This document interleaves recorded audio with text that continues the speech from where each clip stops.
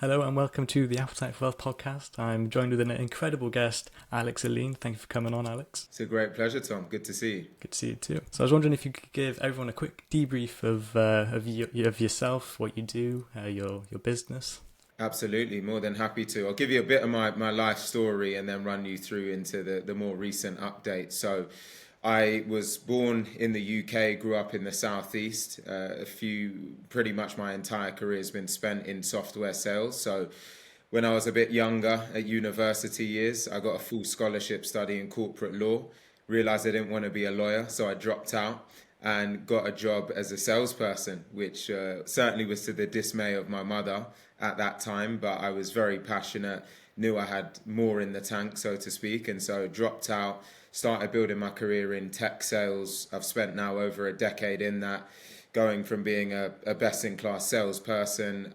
Most recently, I was a vice president of sales at a publicly traded company, a marketing automation business, where I ran a pretty large team, had great success there.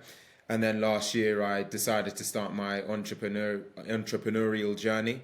So I set up my own business called Fetched.ai in August last year, where we work to build predictable client acquisition systems for companies. And I very recently announced that we're now building our own SaaS offering because that's been my entire background. So really the forward-looking picture is to build a compelling SaaS business and have an exit within the next few years. That's awesome. That's really cool. So I'm going to be a bit cheeky and ask, how much money do you make? Absolutely. So throughout my corporate career, in my most recent years prior, it was anywhere from £300,000 to £500,000, depending on bonuses, commissions, etc. In terms of the entrepreneurial journey, we're still pretty early, but the plan is to have an eight-figure exit within the coming years. So I'll keep you updated when we part two the episode. 100%. That would be awesome. Cool. So I want to kind of go into your story and where you've been and how you've come to be to where you are today. So first question is, where has it all started? I know you said you went to university, you did a law degree, and you decided it wasn't for you. So what made you want to go into sales, more or less? Yeah, I mean, when I was younger, I always had a bit of a chip on my shoulder. I was predominantly raised by my mother. I was the man of the house at a young age, and so when I say I had this chip, it was this desire to, one, need to look after my family, two, probably subconsciously wanting to prove something to my father, and just wanted to prove something to the world. And so I always just felt like I was on attack mode in my own mind and felt like I was destined for something special. So when I got this full scholarship studying law, it was a really difficult time in life because I was caught in this paradigm between everyone saying that becoming a lawyer was the thing to do. It was going to make my mother proud. I was set to be one of the most promising students in the country, but it wasn't in my heart. It wasn't what I felt like I wanted to do. And so I had to take this decision of, do I use this fuel that I have from a younger age to channel this into something where I knew my efforts would be remunerated, or do I go on this journey that everyone else has laid out for me? And so what I felt was a sales career would have a direct correlation to my effort, my energy, and my mindset. And that was exactly what it did. I knew that the more doors I knocked, the more calls I made, the more effort that I put in, that would directly be proportionate to how much I would earn. And that was pretty much how my career went. And so I was able to year on year continue to build, to grow, to evolve.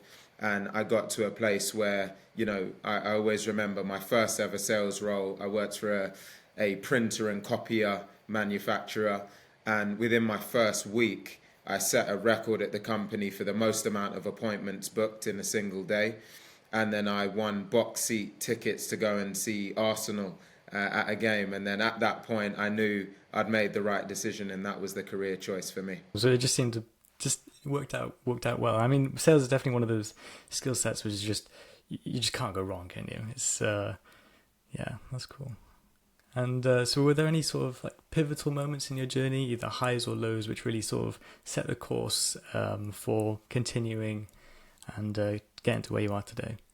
Yeah, I mean, I look at my upbringing, and there was a time where I used to say it was hard. I recently changed my perspective on that because I had an incredible mother. I had a great unit in that sense. And so life is what you make it. And so I feel like some people would look at my start in life where there were times where we were literally in, tuna out of cans or corned beef and rice, or the electric meter would go out and say, Alex, you had a tough upbringing. And I used to say that. But as I say, I changed that around. It's all about perspective. So I say that I was dealt a deck of cards, which maybe were less favorable than some others. But the amount that has taught me and the man that's made me today, I'm incredibly proud of that. And I wouldn't actually change any of it. The resilience that it built, the ability to just be fluid in any situation is something that I wouldn't change at all. And so let's just say it wasn't a black and white or a straightforward path coming up, but it molded a bit of a beast in me, you could say, with the way that I'm now able to think, act, and operate. And so I'm humbled and grateful. I also know that no matter, some of the challenges that I had coming up or challenges that I've had in the present day, there's always someone that's got it much, much harder. I'm here in Dubai, and I'm sure we'll talk about that at some point. But, sometimes I speak to these taxi drivers. They're working 7 days a week, non-stop, for a fraction of my income. And so there's always a way you can reframe life and look at a situation and say, look, I have nothing but gratitude for the life that I live and the life that I will continue to live. So I went a little bit away from your question, but I think that context was helpful. So were there any sort of like vital lessons that you learnt then, which are like paramount to your success, which you think everyone else should take into account and learn themselves at some point? I would say that it's not about what happens to you in life. It's about what you think about what happens to you in life. And by the way, that's not my saying. I have taken that from elsewhere, but it's a very powerful statement. And I would say that that's the single biggest lesson that can really transform your life. You can look at a super simple situation such as being stuck in traffic, and person A says, I'm stuck in traffic. They get frustrated, they're, tossing people off. And person B says, wow, I've got an extra hour in the car. Why don't I listen to an audiobook or learn a new language? So it's just a perspective shift. There's been many times throughout my career and throughout my life where you look at that situation and someone would say it's tough or it's difficult. But I say, no, it's not. It's just it's a circumstance, or it's a set of circumstances. And I now have a decision as to what perspective I put on that circumstance. And then that resultantly will dictate the outcome that I'm going to get from that situation. And so I'd say that's the main thing. It's how you can reframe a scenario. And the second is to always play offense in life, always march forward. The one thing I actually love about having been a lifelong salesperson is if you think about a sales career, if someone closes or has a 33% closing rate, generally that's pretty good in our industry. But if you think about that reality, that means you're closing 1 in every 3 deals, which means you're losing 2 in every 3. So what we're really signing up for when we say we want to become a best-in-class salesperson is to lose more than you're going to win in order to be successful. Now, that's not easy. And I've seen many of my friends, colleagues, peers, associates come into sales and they get chewed up and spat out and they leave, especially in software sales where churn is high, because they haven't got the mindset to accept a setback and keep marching forward. So that would be the second piece of advice I would have, is to say, or biggest lesson I learned is, in any given situation, you must continue to march forward. You must continue to persevere.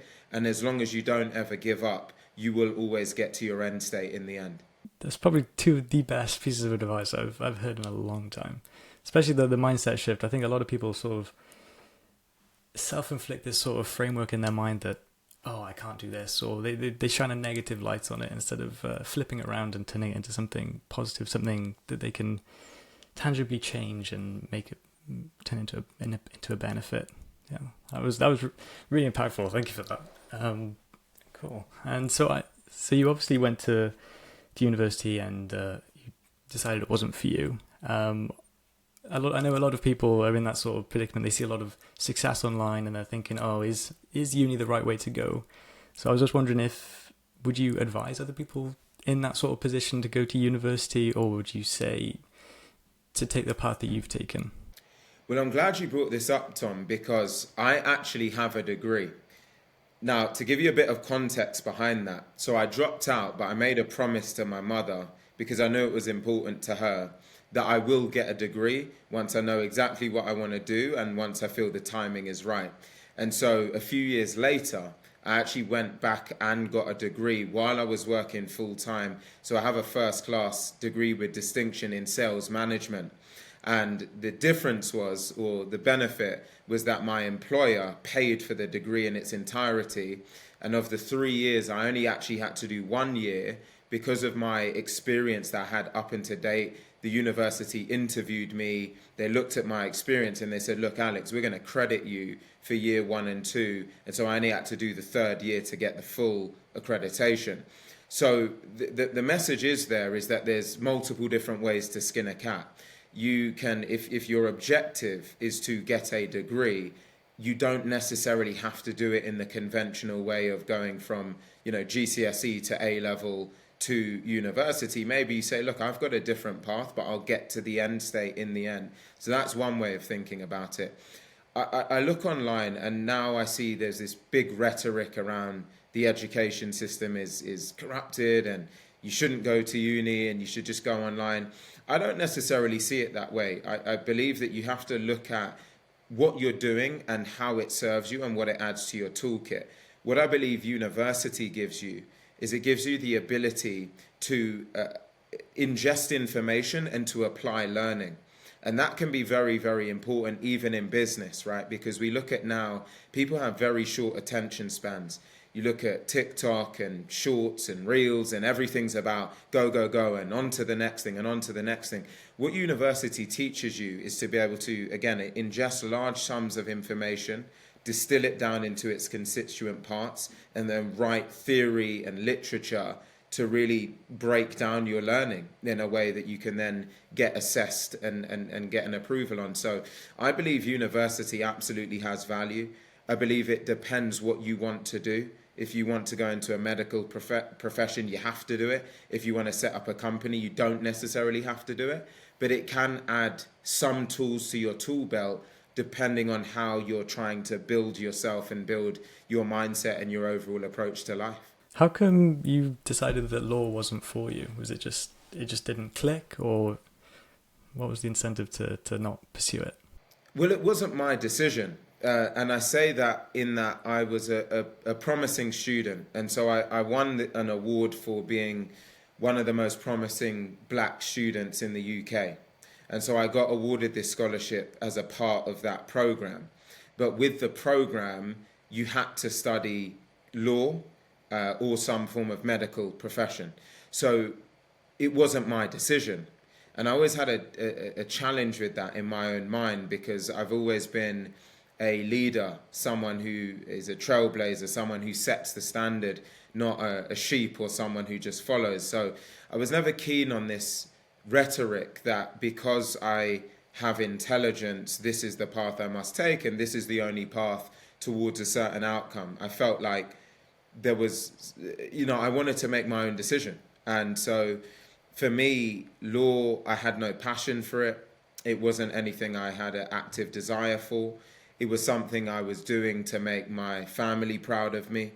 But I always felt that I could do that in other ways. And I also looked at the outcome people felt I was getting from law. And generally it was a good job and a lot of income. But I felt I could drive a lot of income in another way.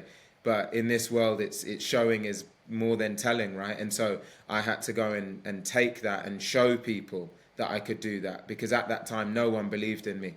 Everyone felt I'd made the biggest mistake in my life. People had turned their back on me. I took a gap year. It was tough, especially at that stage and at that age. But I say, look at me now. And I'm only at the beginning of my journey is the way I see it. I'm only in gear 1. So watch what I go and achieve over the next few years. Obviously making that leap from not pursuing the law to going into sales, you must have been quite apprehensive, probably scared to some degree because the future was so uncertain. What were your thoughts in that time? I only ask because I'm sort of in that same sort of scenario myself, so I'm just wondering what your thoughts were on that. Absolutely. Look, I won't reveal your age unless you choose to voluntarily, but I was similar age to you, right, at that time when I made that decision. And so it took a lot of character. I felt very flat, actually, immediately after. I just didn't have I hadn't been through as much as I've been through now. So I didn't have the resilience and the mental fortitude that I have now. And so when I made the decision, I was scared. I felt very lonely. I remember sitting in my room in the dark and I was teary-eyed and I kept questioning myself. Did I make the right decision? What have I done? Felt like everyone had turned their back on me. But something that actually changed my life during that time was I started watching a lot of videos from Muhammad Ali. And anyone who had followed my journey prior to me being in Dubai, they would have seen in all of the video calls with me, I'd have a picture of Muhammad Ali as my backdrop because I've carried him with me this entire time. And the reason why he got me out of this hole was because if you look at Muhammad Ali, he would profess that he is the greatest even before he even knew he was. And he really spoke his life into existence and no one believed in him like he believed in himself. And so I really started to lean into that and to start to outwork the doubt I had in my mind to say, look, Alex, you can create any vision you want for your life and you can create any version of your life that you want. It comes down to you making the decision, setting the vision, but not only having the vision, backing that up with action. Because step one is having a vision, but to create that vision, you've got to give your mind evidence. And the evidence is the action you take. So I said, look, I've got to turn this, use this fuel source and use this action to give my mindset evidence of who I can be.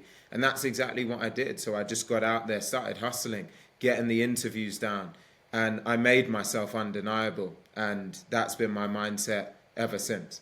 So I know obviously you worked your way up through the ranks in sales. I know you went from manager to director to vice president and now CEO and founder. Was the goal always to transition and then to pursue a company of your own, or did it just sort of come to be and you sort of found a problem which you can solve for companies? Or how did it was that always the plan? It was always the plan, yes. I leveraged corporate as my form of university for making the transition into entrepreneurship. And I always wanted to make sure I got to the point where I got to at least second line leadership. And what that means is that you're leading leaders within a corporate company. And, my last organization, we're doing over $300 million in annual recurring revenue, publicly traded on the markets, and I was a second line leader there. So I was leading directors and for the first 3 months I was reporting straight into the chief revenue officer of the business. And so when you look at it, I'm reporting into the person that runs the entire revenue ecosystem for a $300 million business. It doesn't get any more compelling than that. And so that experience and that IP has just been invaluable, right? Now that I've set up my own business, and of course, my company now is much, much smaller than that, the foresight that I have is just second to none, right? I've run much bigger teams. I've seen how much bigger organizations operate. I used to work for Amazon Web Services, AWS, right? So the most successful tech company on the planet. I've been able to see how the number one tech organization that pretty much runs the entire tech ecosystem on the planet, I've seen how that company works, and I've worked in it and had the pressures of targets and launching new products and systems. So I wanted to see as many movies as I could, so that when I made the transition, I could hang my boots up and say, look, there's not a movie I haven't seen. I've worked for startups, the biggest, the most successful, been through all the challenges. So there's nothing I see now which intimidates me or I haven't seen before. And so it gives me a lot of confidence about where I'm going to be able to take my company, where I'm going to be able to, take the business over time, because I've seen it all. I've had moments where I thought about, should I have making this transition sooner? But I've always netted out in saying no, because when I look at the amount I've now seen and what I've experienced, that'll be with me for life. And I know there'll be a time where this business realizes its potential, and I'll be able to look back and attribute a lot of that to the experience I had throughout my corporate career. That's really insightful. Because I think a lot of people try to jump the gun in a sense and go straight into sort of starting their own business, stuff like that. But I think you can't take away your insane amount of knowledge that you have in the whole sales space, running teams, etc., which you couldn't get anywhere else other than have taken the path that you have taken. So what was your roles then as the manager to director to vice president? I suppose as it progressed up the ranks, it was more managing people as opposed to actually doing the work, I suppose. Is that correct?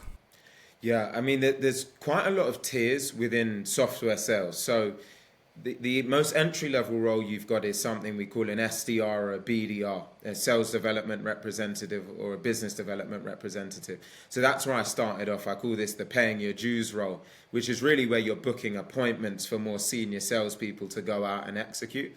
And then once you graduate from that to become a salesperson, there's then a number of different tiers to that. Again, we're talking specifically within tech and software sales, because often people just say, I'm a salesperson, but I mean, you could sell anything, right? We're talking about tech and SaaS here.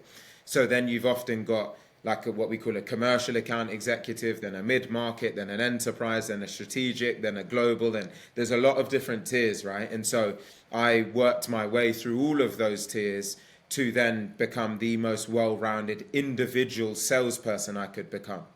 Only then did I make the transition into leadership, where then you're running what we call a first line leadership role, which is where you're directly responsible for salespeople, whether junior, mid-tier or senior. And then the next step from that is second line leadership, where you're now responsible for leaders. So I got to second line leadership role. There is even third line leadership, which is where you're responsible for VPs, but I didn't really necessarily have desire to get there for the skill set I wanted to amass. And what really changes, I would say, is it's the strategic mindset that you have. So when you're an individual salesperson, you're only responsible for your world. It's all about you and your number. So you're seeking to optimize and get support so that you can deliver on your target. Once you then become a first line leader, it's I remember another sales leader said it's like having children. You're being responsible for your kids in a way, which is now, your life is all about making your sales team successful. That's all you wake up and think about. Once you hit second line, the role becomes more strategic, because you've now got responsibility in many cases for the profit and loss of your particular segment or your region. So it's about empowering your leaders to execute for their teams, but also to build strategic roadmaps and plannings and compensation plans so that the region can actually grow. So it's a very different role once you hit second line, and a very new set of skills that you have to learn. And that was something that incredible IP that, I couldn't capture in a degree or even in the journey I'm in now. So that's really how it evolves with each tier. Cool. I didn't realize. Well, it makes sense how there are so many roles and so many tiers, as you said. But what do you think distinguished you from your competitors, the people at the same level as you? So why didn't they achieve what you've achieved? Or what sort of set you apart? Well, Tom, I'm going to share some aspects here that some people will listen to and say, heard this before, but I caution those people to just hang tight and bear with me as I explain, because let me go a step deeper than I feel most people will. So holistically, let's call it drive, right? I would say that I have an unparalleled drive to want to win and to create a legacy in life.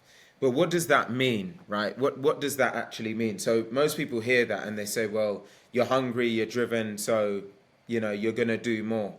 What I say is that success in anything, to me, is really it's a maths equation in many ways. It is to have a vision, is to commit to the action to execute against that vision over an extended period of time. Now, what I generally see is people will fall down on one of those three areas. First of all, either they don't have a vision, but they're pretty good at taking action and being consistent. But again, you're not going to go anywhere, right? It's like having a compass that leads to nowhere. Or they have a vision, right? They're pretty consistent at what they do, but they don't commit to any definitive action, or it's the other way around, right? So they have a vision, they take action, but they're inconsistent. So what I feel, or what I know I have been throughout my whole career, and I continue to be, is that I set a vision, I take intentional action every single day, and I do it over an extended period of time consistently. So when I talk about time horizons, it's not about instant gratification tomorrow. It's no, I will live in the trenches, and when the battlefield is getting on top and you're getting hit and punched in the gut and you've got to keep going, I'm the person that will still be there. I'm the person that's battered and bruised, but I'm still there. And it's like, where's this guy going, right? What's going on, right? For example, on LinkedIn this year, I committed to posting 6 videos a week for the year. Now, go and check my LinkedIn and tell me if I've missed. I haven't. Will I miss? Absolutely not, right? And that's the difference. It's I'm the guy that will show up. You know, I had to record these videos just when I landed in Dubai. Tom, if you watch the videos, I was knackered. My brain wasn't there. I was sleep deprived. But my commitment is what I just said. I'm on the battlefield. So if you look at my whole career, that's who I've been. It's battered and bruised, punched in the gut, rejection after rejection. Alex is still on the field, committed to the action, doing it day in, day out.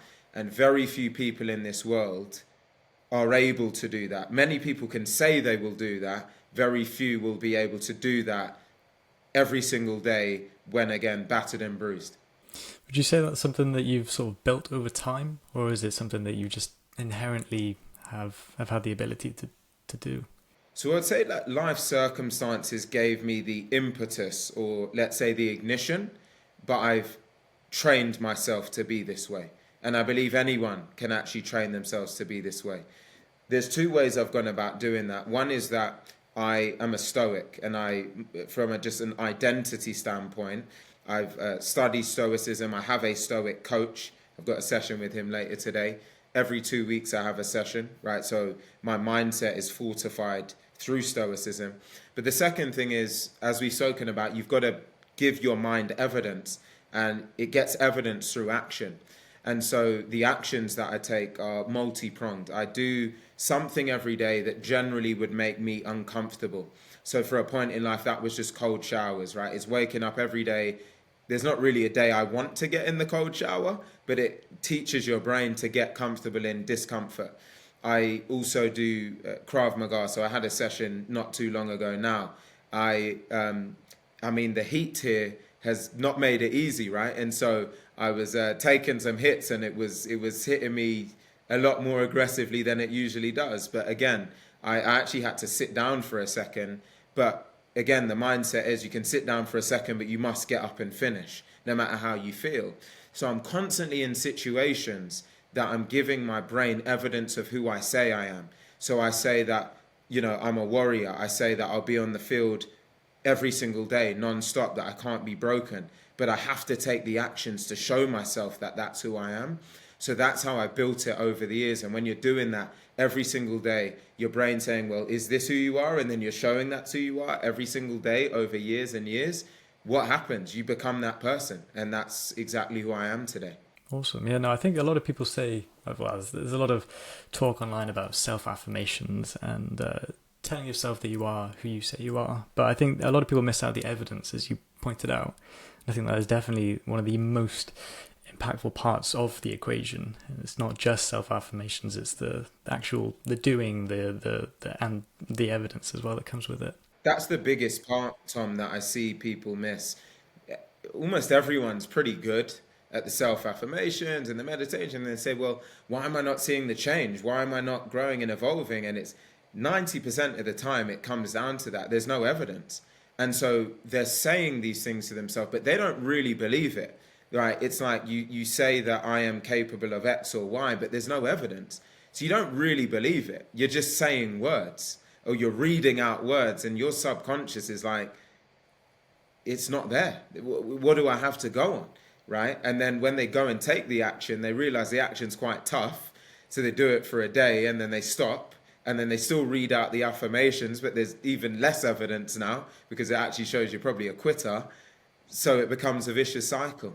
So you have to reinforce with action, and you have to give evidence. It's the only way. Why nobody else has said that online, I have no idea. It seems so obvious. Yeah, it's just completely missed out. Anyway, so I want to sort of dive into what you're currently doing, obviously with Fetched.ai. As I understand, it's a email lead gen agency for B2B. Am I right in saying that? Is that correct? That's correct. I'm happy to fill in the gaps for you now. The first thing I will say, Tom, is this journey of entrepreneurship. I mean, what a journey. I've learned an incredible amount, and I've got enough humility to say that a lot of mistakes made, a lot of lessons learned, but this is all part of it. When I first launched the business, it's gone through really 3 pretty big iterations to be what it is now. The business, when I launched it, was very different, but I had to sit, look at the vision and say, this isn't quite working, pivot. And we've had really 3 big pivots to get to where we are right now. In reality, though, Tom, the agency has really been a tool and a mechanism for market feedback for the SaaS offering. So, as mentioned, I've spent my entire career being a software salesperson and leading software sales teams. That's what I enjoy, that's what I'm good at, that's what I do. And so the vision has always been, I've got to go and do what I know I'm great at. But to get there, I needed feedback. I needed to understand, what does the market need? What are the pain points? What are the friction? Where are the challenges? And so I really spun up the agency as a feedback mechanism to get direct feedback from clients, to get direct feedback for ourselves as an agency, to find out what does the market need from us, and what are the most compelling challenges, and then build a SaaS offering around that. So that's exactly what's happened. We've really spent recent months collating feedback, understanding that. We've now found what we feel is one of the most compelling areas where organizations and salespeople need support. To give you at a high level what we're building, it's in the messaging and the copywriting and the cold email creation space, let's just say. And we're building a tool that's really going to transform the way that is done, both to save time and to drive email copy that can truly generate qualified sales leads and qualified sales meetings. That's really the direction of travel here.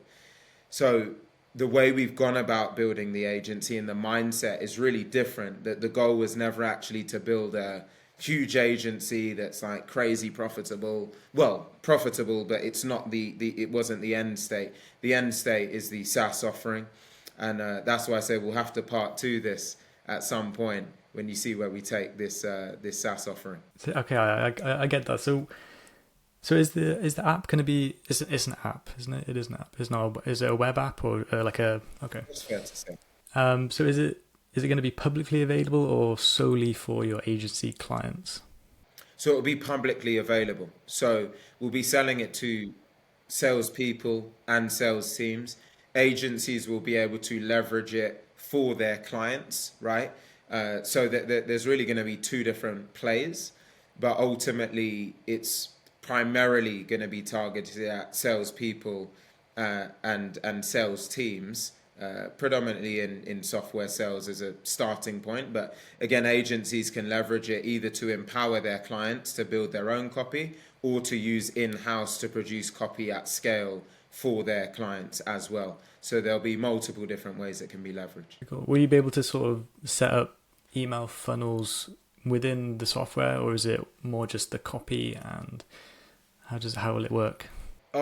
As you can appreciate, Tom, there's always going to be a V1, a V2, a V3, right? So once we launch, it will be a bit more focused on the copy side, where we'll be in terms of V2 and V3. I'm sure we'll continue to evolve. But, day one, we want to solve the most compelling challenges we can see right now as an agency. And that's primarily on the copy side. And as mentioned, we'll evolve, right? We'll learn, we'll listen to clients. And that's one of the biggest things I learned from my time at AWS. It's focus on the customer. So we've got to listen, we've got to learn. We don't want to solve the entire world overnight, but we will eventually. And so that's the answer. Cool. Have you released V1, or is that coming out relatively soon? Or? Summertime. So we've got a target of June for V1. I will start a bit of a kind of build in public type of motion. So stay tuned, especially on LinkedIn and on YouTube.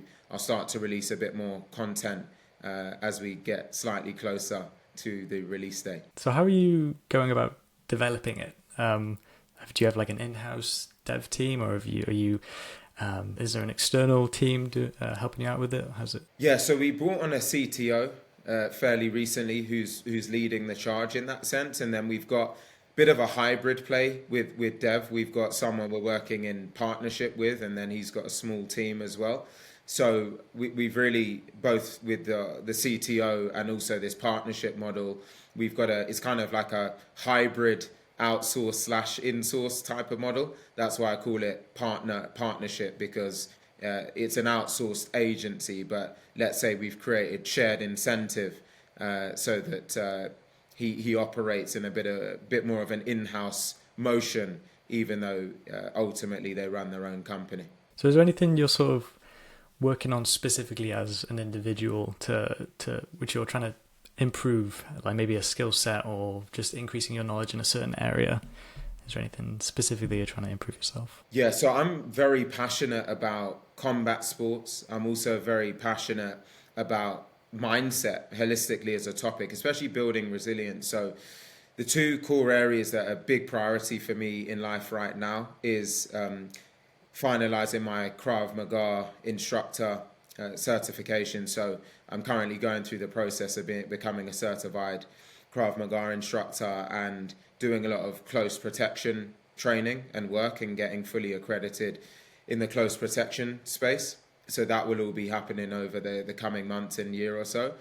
And that really feeds nicely into just all of the work being done in terms of mindset. So I mentioned to you, I actually have a Stoicism coach. So I have a session once every 2 weeks. Every night I'm constantly reading, building my mind, accelerating the way that I think. And the other component to this is that I'm in the process of working to prove that attaining wealth is actually more of a game of science and math than it is just whimsical thought.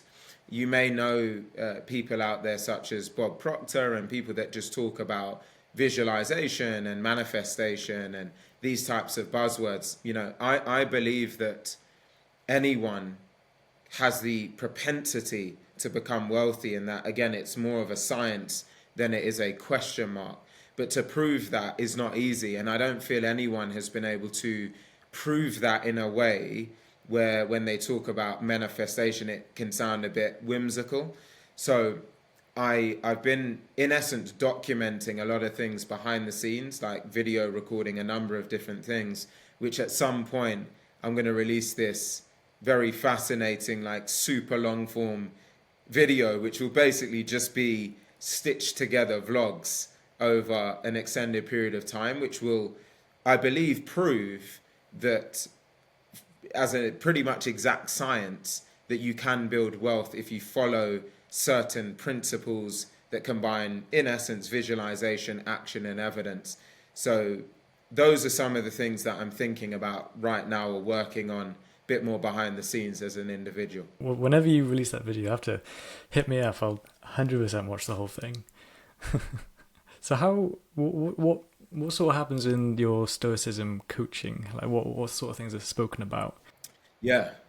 It's funny, Tom, because whenever I mention that to the few people that know that, people get quite fascinated because they always say to me, I've never heard of a Stoic coach. Have you ever heard of one before? Or is this the first time?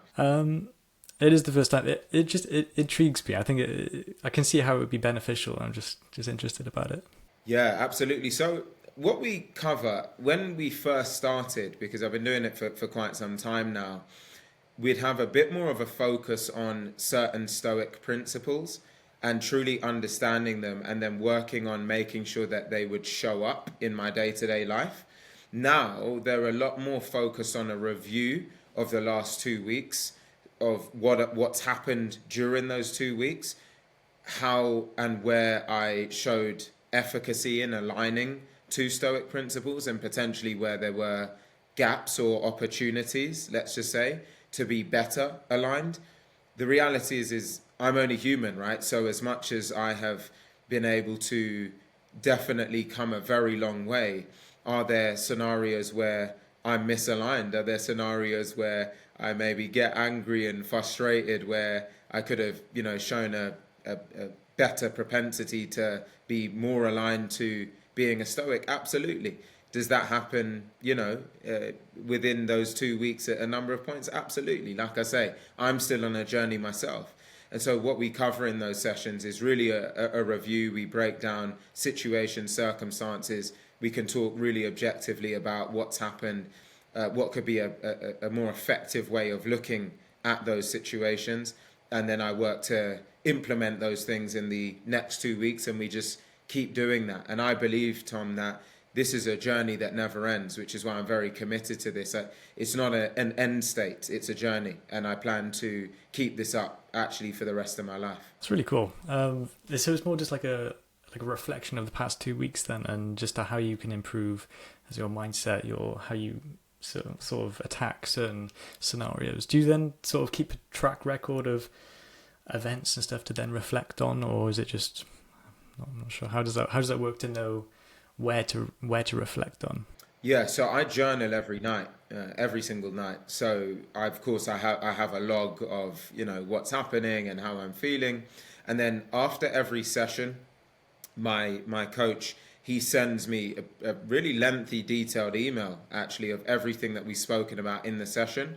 Reflections, learnings, action points, consideration is really detailed. It can be a page to 2 pages, and so I then will review that and then of course seek to learn from that and grow into that.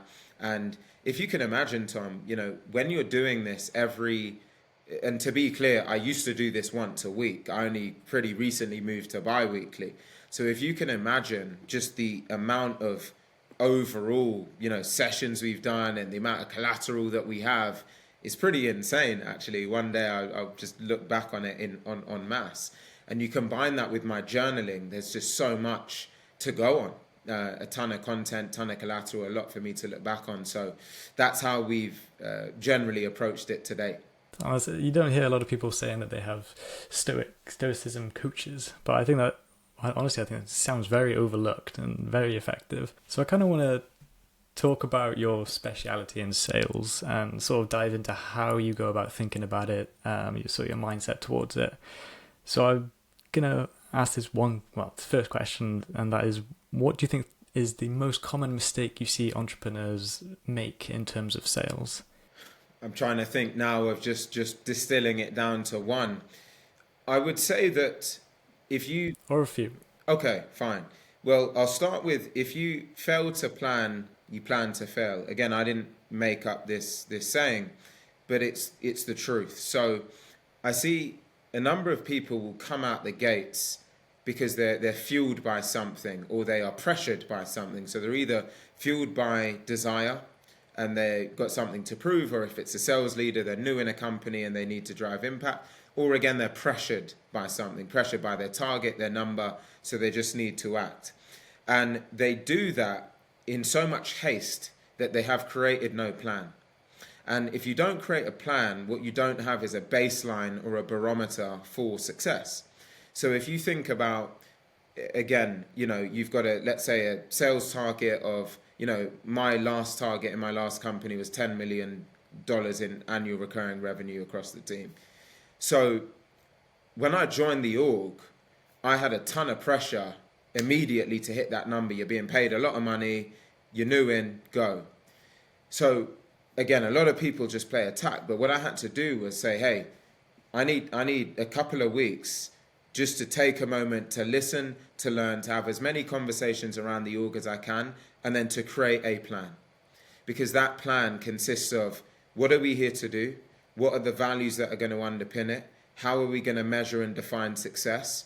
And how can we then put ourselves in a position where we can create a repeatable and systemized way of going to market? And if you don't have that, what tends to happen is you have very lumpy months and quarters. You may have a really good start because of the fuel kind of gets you through, but then you drop off and you don't know why, because you haven't taken the time to create that baseline for success. So what I always, one of the biggest mistakes I see is that people don't take the time to do that. They allow either the pressure or their just innate desire to allow them to come out the gates without doing all of that foundational work. And then, as mentioned, that's what their entire experience looks like moving forward. Because it's very difficult to go back and do it. It's very difficult to be 3 months in and try and now reverse engineer it because you've set the standard. So it's like, sending, lamb to the slaughter. Are there any other sort of common mistakes, or is that would you say that's the main one? Just not setting a good foundation, just running out of the gate instead of taking your time. Well, the only other one I'd double tap on at this point is the values component. Something that I don't see spoken about enough, and earlier in my career I didn't really appreciate enough either. The standards and the values that you set really dictate everything. And to be a bit more specific, I learned this a lot when I worked for Amazon, because they've got 14 leadership principles. And never have I seen an organization better align and orchestrate around their principles than Amazon. And the number one principle was customer obsession. But what I noticed was in every single meeting we had, everything that was said or done always aligned back to the leadership principles, to the LPs. So it was like, okay, we're making this decision. Well, what LPs, and when I say LPs, that's leadership principles, which ones does that align to? Or sometimes I would make a statement just based on my belief, and I would get challenged because it's like, well, Alex, does that align? Is that customer focused? Does that demonstrate a bias towards action? Does that, and so that really got ingrained in my mind, because I was like, this is the most successful company on the planet. So regardless of what I think, they're doing something right. Like Bezos knows what he's doing, right? So I really learned from that. And so moving forward, I became a lot more maniacal about being thoughtful when you have an organization to make sure you also set the tone around the standards, the operating principles, the values that you have, because it's one of the best ways to get a team evangelized and excited around what you do, but also to hold people accountable. Because when someone goes off kilter, you can pull them back based on the values. But if someone goes off kilter and you don't have that, you don't really have many grounds to kind of move them back in line, because what do you have to say? Whereas if you have a standard based around we obsess over the customer, and someone does something that goes against the grain of doing what best serves the customer, you can say, hey, Tom, we don't work that way here because we always do what's right by the customer, and that's not what's right by the customer. So we must now take a different course of action. So what would you say are some of the best values of a company organization? Or would you say it just varies depending on the organization? Customer obsession is absolutely one. And so I'll piggyback off AWS from that. I also have one on, AWS have insist on the highest standards. I have a reframing of that in general. I'm always of the mindset of striving towards excellence, always operating at your best, because why do it any other way? Why come in half-baked? We come to win, we play to win.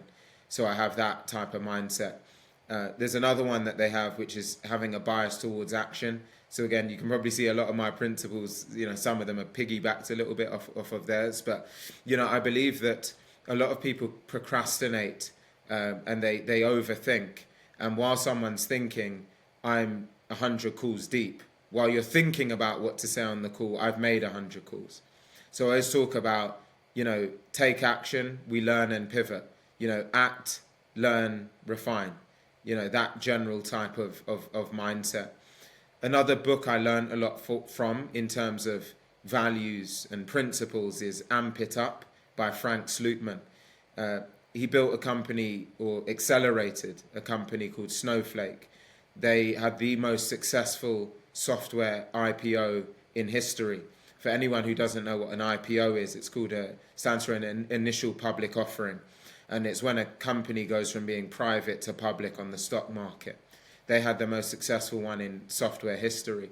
A lot to learn from Frank. And he pretty much most of my principles have in some way come off the back of Frank's. He talks a lot about urgency. He talks a lot about pace. He talks a lot about efficiency. And these are a lot of things that I feel are very important in an organization, especially when you're a young company. You've got to move quickly. You've got to move with pace, urgency, and play to win. What would you say are some of the core fundamentals that every copy should include to gain a response back? Always be thoughtful about your audience. A lesson I learned from the former CRO of the organization I used to work for is I always remember when he was talking about emails that he would receive and how almost every single one would start with "I hope you're well," or some incarnation of "I hope you're well." And he would say, "Do you really? Do you really hope that I'm well?" Let's be real, you don't, right? And you've now taken up 4 to 5 words and a few seconds of very precious time for something that's really meaningless. And so there's a lot to learn from that, actually, when you think about copy. Get to the point, understand who you're writing to. There are scenarios and the general principles, we talk about making it short, concise, adding value, being considerate of a pain point, having a softer CTA versus just a book call. These are just some table stakes that we talk about, but the general thing we have to be considerate of is your audience and your market. And the reason I say that is because ultimately, I've seen campaigns have great success breaking all the rules, like really long emails that are detailed, but for that particular market segment persona, that was the right thing to do, right? And it can break the rules. So what I really encourage someone to say is, beyond me telling you, okay, send an email of this length in this way with these ingredients, which, generally across holistic markets will work well. The broader thing to consider is, who are you writing to? What do they care about, and how do they want to be communicated with? And when you're considerate of that, you've really got the right starting point for where to go next.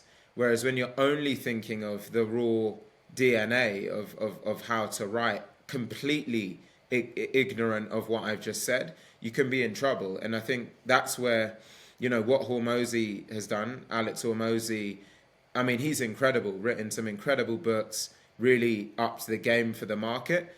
The only threat to what he's done is the fact that, he's created this army of a pretty robotic way of thinking about creative. I don't feel that's per se Alex's fault. It's the way that the market's interpreted his lessons, where everyone is now very much going on this irresistible offer, set pain point to set value paradigm, blah, blah, blah. And it's like every motion is now exactly that. And no one's taking a second to say, well, hold up a second. Who am I writing to? What do they care about? What are they considerate? And if you combine those two things, you've got a much better opportunity of writing to actually get a response. Would you probably recommend sort of trying to get some sort of feedback from the actual audience, or like outreaching to them in person, just to get the best understanding you can of their needs, their sort of the approach that you should take within the copy? Or what do you think on that?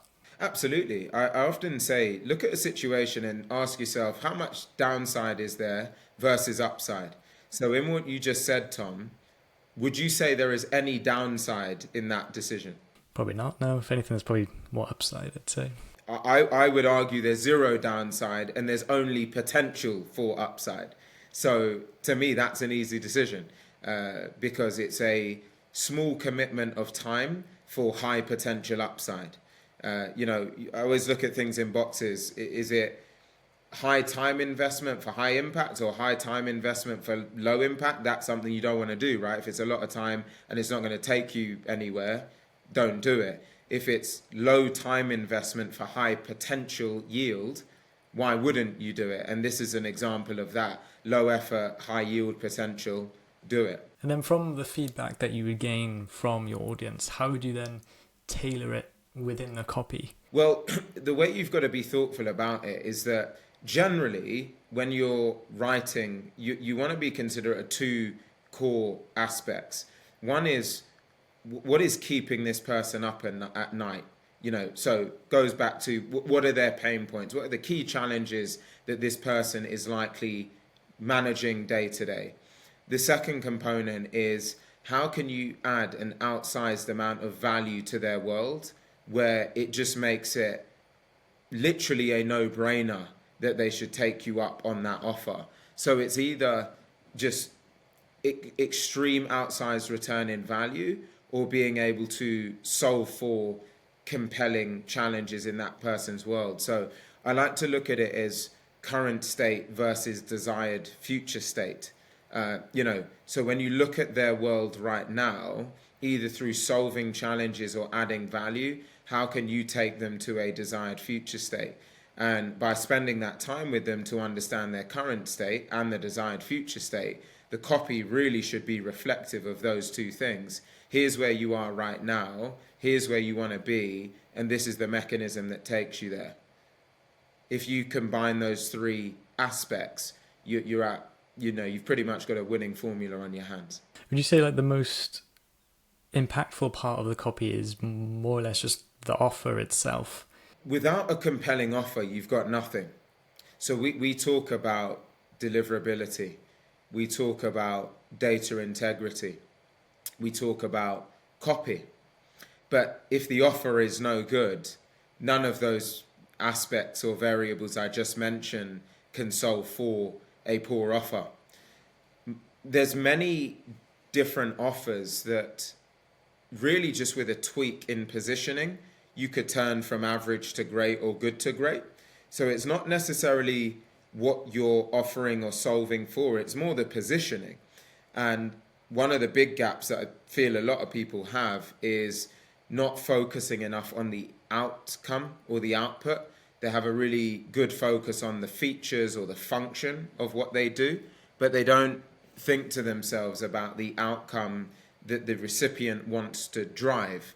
So to give you an example, when you look at the tool that we're building or what we do as an agency, we could run our play in one of two different ways. One is we could say we're an agency that supports with cold emails by transforming infrastructure and data and copy, right? Which is what we do.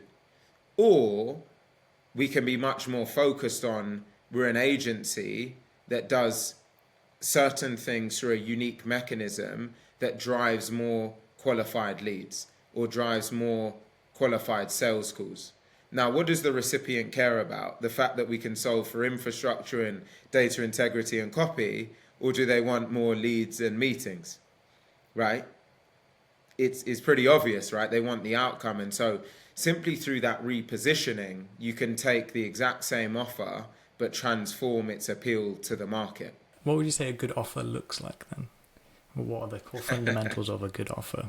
Well, a good offer really consists of being the wider the gap between someone's current state and the desired future state puts you in good stead for having a great offer.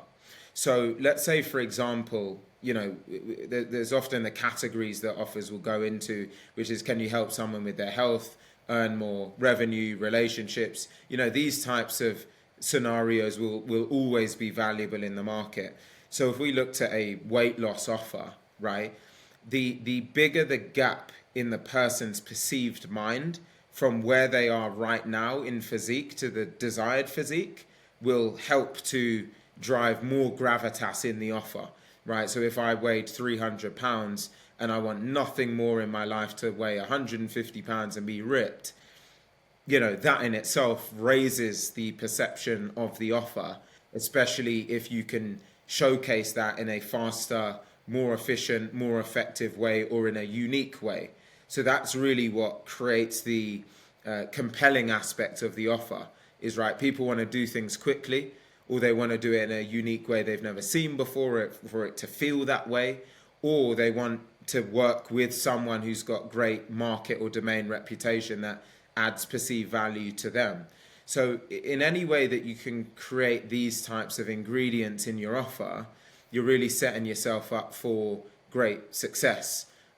So again, it's not a one size fits all. It's really like, what segment are you operating in, and then how can you take one or more of those ingredients? So yeah, I mean, we should probably leave it there. I don't want to take up too much more of your time. Well, thank you ever so much for coming on the podcast, man.